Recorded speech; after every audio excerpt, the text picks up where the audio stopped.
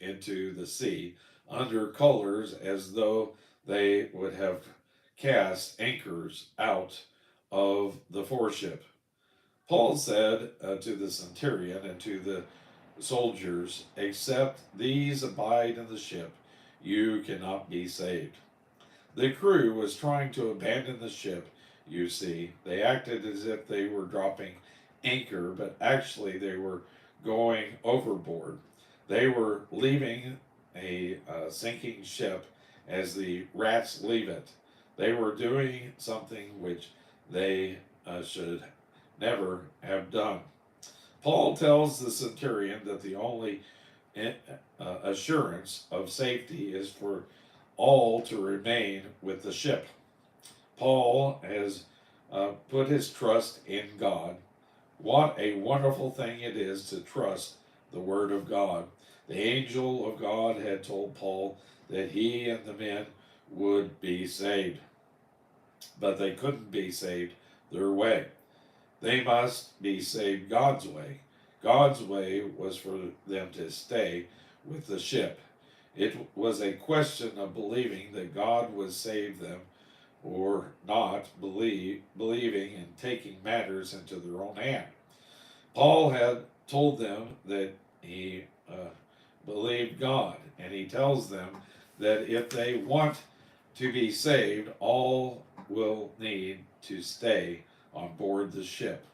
Again, J. Vernon McGee is cut short by his commentary.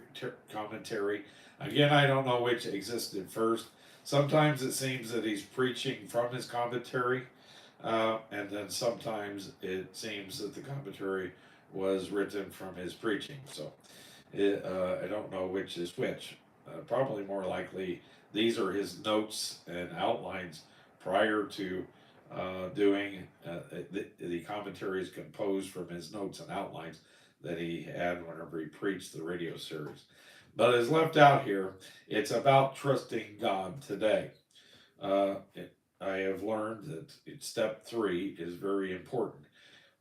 Turning my life, uh, committing to turning my life and will over to the care and control of Jesus Christ. It's about complete surrender. It's about trusting God today. So we have to trust God today. And he goes into that a little bit here that is omitted.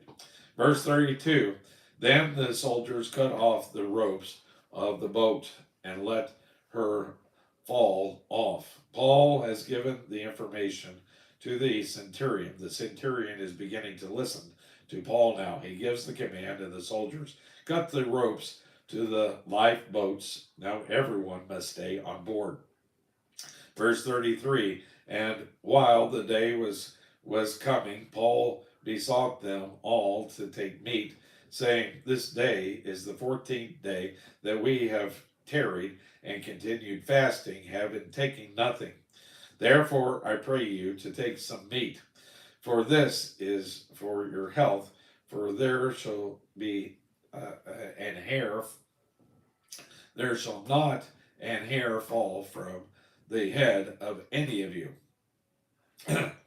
You know very well 14 days of fasting would weaken even the hardest man. Now Paul urges them all to eat. Apparently, they had all fasted. The pagans had fasted because they were scared to death. Paul and the Christians may have fasted because they were doing it unto the Lord. Now they are near land and they all need their strength to make it ashore. So Paul uses sanctified sanity in the Lord's service. He uses good sense. You remember, what was it over here? Prudence before providence. In Christian works, we need just good, common, sanctified sense more than any other area of life. How foolish people can be, at the same time, excuse it by saying they are simply trusting the Lord. My friend, the Lord expects us to use some common